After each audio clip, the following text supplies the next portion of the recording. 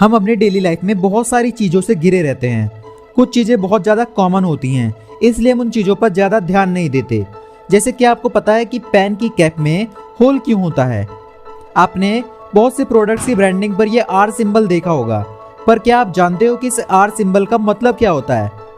क्या आप जानते हैं कि नोटबुक में ये मार्जिन क्यों छोड़ा जाता है? अगर नहीं जानते तो आज मैं आपको ऐसे ही 7 कॉमन चीज़ों के बारे में बताऊंगा जिनका यूज आप शायद ही जानते होंगे। हर दिन कुछ नया जानने के लिए इस चैनल को अभी सब्सक्राइब कर लो और साथ में जो बेल आइकन होगा उसे भी दबा देना, ताकि इस चैनल से जुड़ी जानकारी सबसे पहले आप तक पहुंच पाए। Number 7, margins on notebook.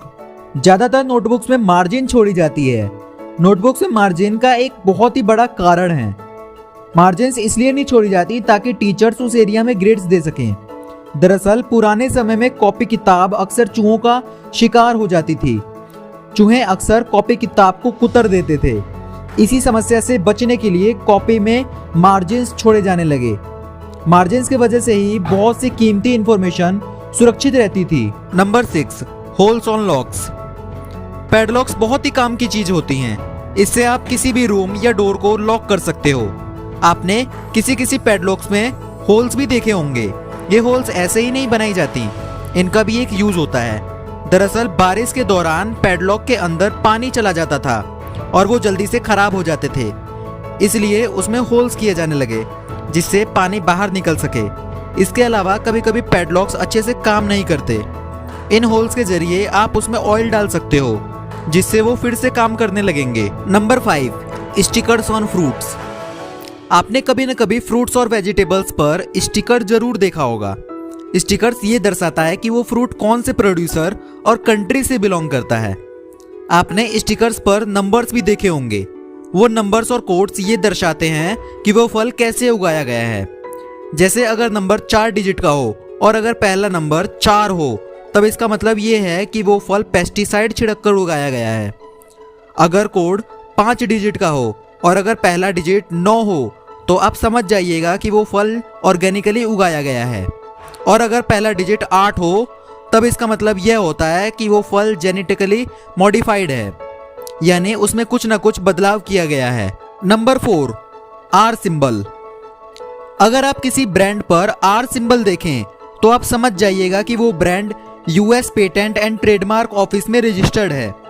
दरअसल इस रजिस्ट्रेशन के द्वारा ही ब्रांड आर सिंबल का यूज कर सकते हैं। साथ ही साथ ब्रांड को कोई कॉपी भी नहीं कर सकता। Number 3, spike on some caps.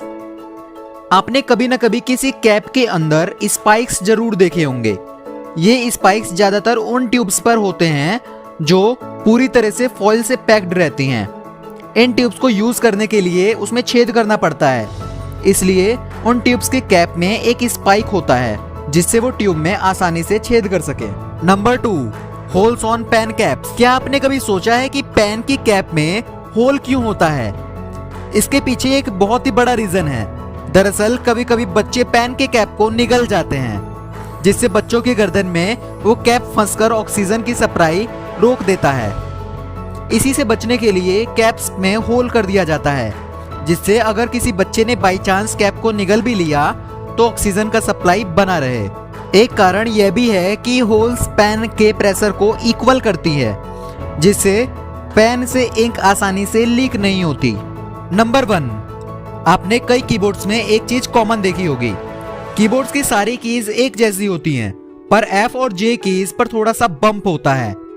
ऐसा इसलिए होता है ताकि टाइपिस्ट बिना कीबोर्ड को देखे ही कीज का पता लगा सके और आसानी से टाइपिंग कर सके। आशा करता हूं कि आपको मेरी ये वीडियो अच्छी लगी होगी। अगर वीडियो अच्छी लगी हो तो वीडियो को लाइक और चैनल को सब्सक्राइब करना मत भूलना।